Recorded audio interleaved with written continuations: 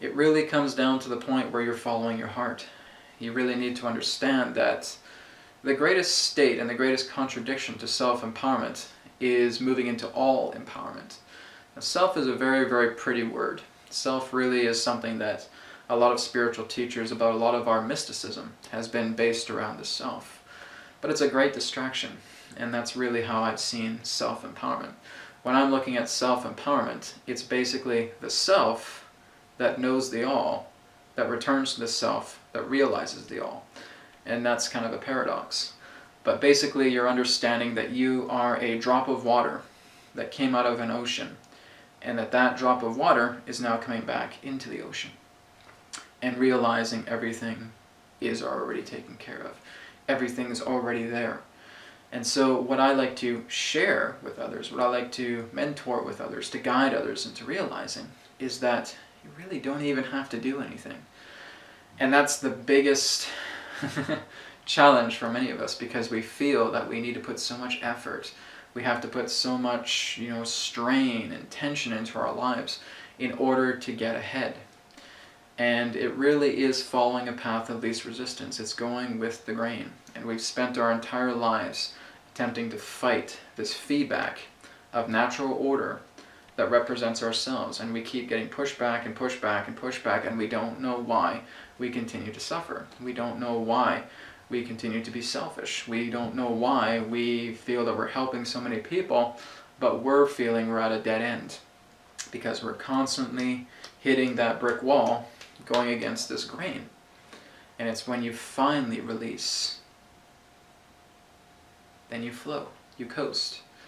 And that's the key. The key to self-empowerment is to coast, to follow the heart, to realize that you're connected with all things, that there is no just one choice or just two choices.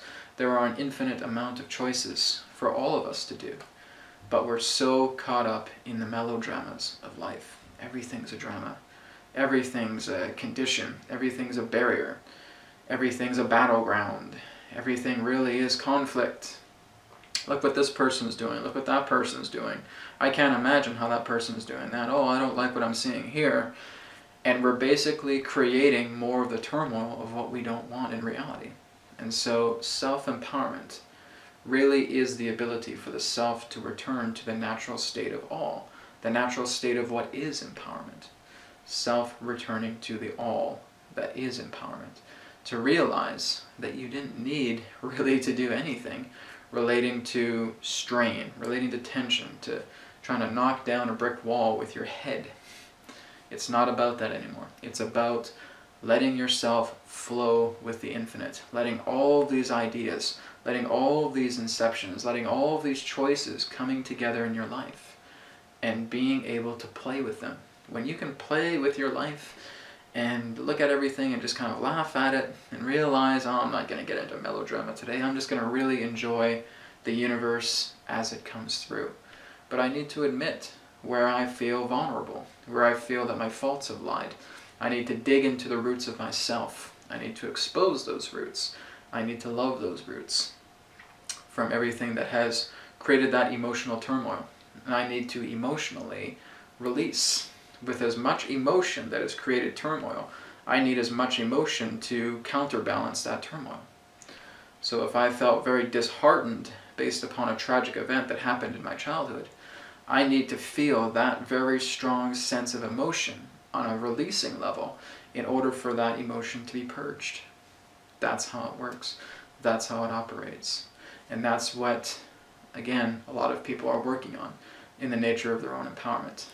To release, to follow the heart, and coast with the flow.